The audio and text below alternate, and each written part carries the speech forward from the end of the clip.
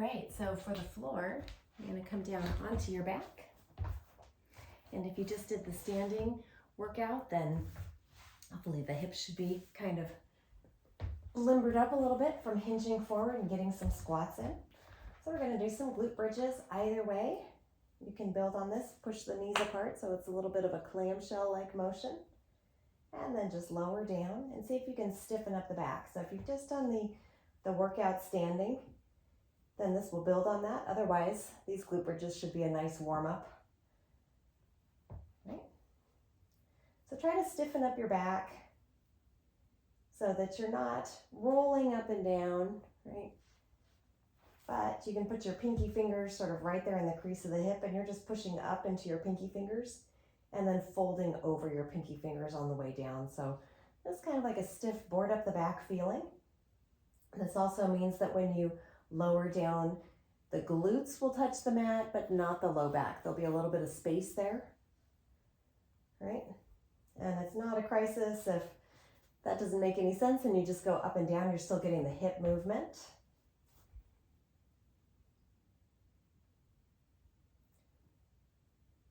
Yep, and you should be feeling some work build in the back of the legs. Again, pushing the knees apart to come into the glutes is always great.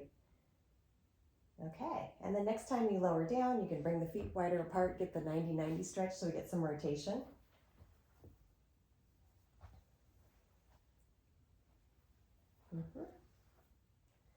And then it may feel really good to bring one leg up, circle the ankle, so you can get all that good stretching and mobility into the bottom of the foot. And release the back of the legs, even for a moment.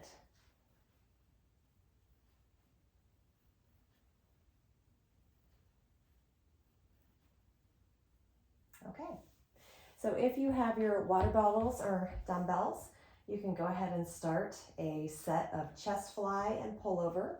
I'm just going to get you going on this. If you ended up not having any, then you can skip this part, right? Otherwise, you're getting a nice just stretch through the chest. You can even hold that stretch if you don't have any dumbbells in your hands and you want to just get some 90-90, right? So if you wanted to get a lot more of those in, you could pause this video and just keep going on the chest flies and you'd go into the pullovers, right? And there's the pullovers right there. So feel free to get that in if you have time for it. Otherwise, just getting some, again, overhead reaching, even just with the weight of the arms, just to get that range of motion in your joints may feel good. Okay, so maybe you paused the video and you got a bunch of those in, maybe not. Now what we're going to do is just some crunches, so you can place your feet on the ground, tuck your chin, and then you're just lifting and lowering. And we're going to do kind of what we have been doing of using the sort of tried and true crunches just to find some work here in the front of the body. So generally speaking, just see if you can get your abs going. You can have a tuck in the pelvis, right? Having your low back on the mat, or you can have a little space under your low back. But if you're lifting and lowering the upper body, one way or another, you're going to feel the work settle in to the abdominals. Right? To make it a little bit harder, you can make your feet really light on the ground. So your body weight settles into the back of the torso. Maybe it's the glutes, maybe it's the low back, or it's back of the lower part of the rib cage, but you're not pushing your feet into the ground for leverage. And then to make it even harder, of course, you're lifting up and not lowering all the way down. So not all the way down. You're lifting up, just coming maybe halfway down. So all of that, usually you find the abdominals pretty good.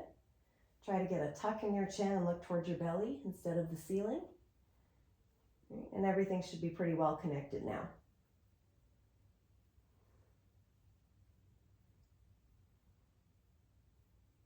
All right, so I'm going to count you down. 10, 9, 8, 7, 6, 5, 4, 3, 2, 1. All right, you can bring your head down, turn your head side to side. Okay, and then we're going into a single leg glute bridge. So we'll just do 6 of these per leg, and any version is fine, this or this. 6, So we're going to work in 2 sets just between the abdominals. 5, 4, and these are also good to do 3, not really rolling up, but just kind of stiff back, just lifting and lowering the hips. 2 and 1. All right, and then same thing other side. 6, 5, 4, 3, 2, and 1. All right, now you can pull your knees in towards you, and that should feel really good to stretch in here. And we'll do some reverse curls. All right, so you can cross your feet at the ankles and then just draw the legs towards you. All right, and it's a small movement. If you keep the feet sort of dead weight so they're not kicking up, but feet are just hanging there by the glutes, then the abdominals have to work a lot harder to pull everything in. But then, of course, we've got this other version of trying to lift the feet towards the ceiling. So it's a very small, futile movement. Just seeing if you can use the lower abdominals to try to get the pelvis to move in just a little. You can push your hands into the floor, right? And we're going to do this just a little bit and then basically just go right into either classic crunches or bicycle crunches or whatever's working well for you today. All right, so classic crunches, you can drop the feet again if you like, and now you're just combining the crunches from the upper body and the reverse curl from the lower body. Really small, right? I don't think we've done these for a little while. We usually do bicycle crunches or dead bug, but this is a nice slow one, slow controlled one, where you can just find all those layers of abdominal muscle pretty easily.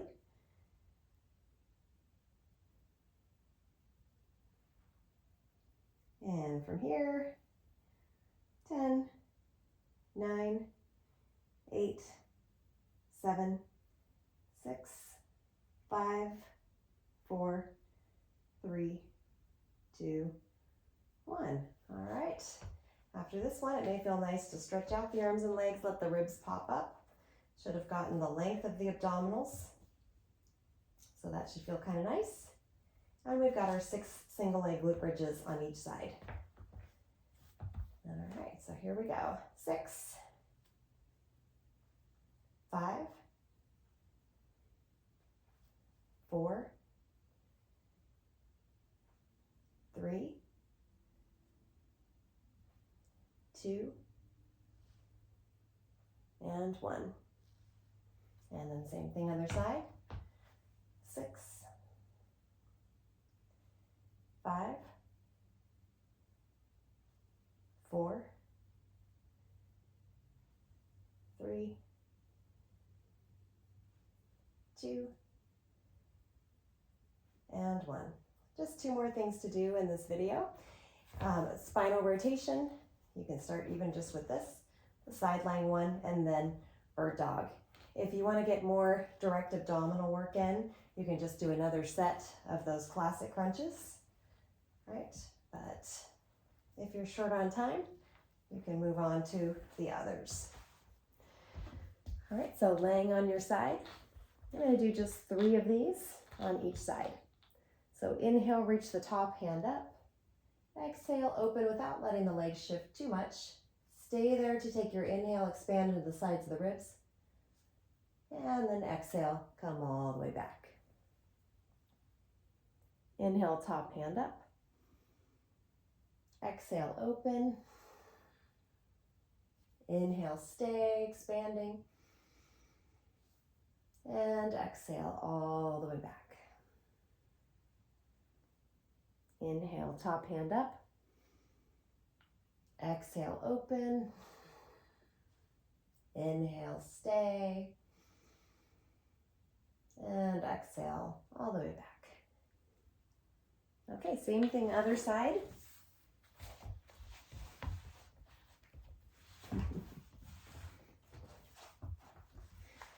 All right. And here we go. Inhale, top hand up. Exhale, open. Inhale, stay. Exhale all the way back. 2 more. Inhale, top hand up. Exhale, open. Inhale, stay.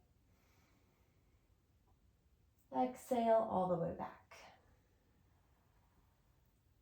Inhale up. Exhale, open. Inhale, stay. And exhale, come back. All right, and if you notice there was one side that was easier to turn towards than the other, you may want to get some extra sets in on the tighter side. You can just go do some extra ones after this. Otherwise, we're just settling into hands and knees for some bird dog. If it feels good to move the vertebra, right? You could do some cat and cow. Okay. Then with our bird dog, this is just to sort of restabilize, kind of like the single leg glute bridge. So you're just finding it. Okay.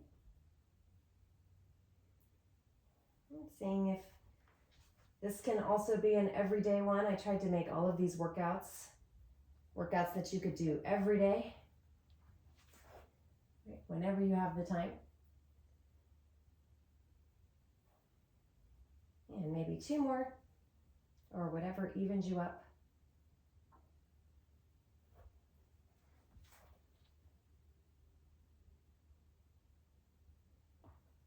All right, great. That'll do it.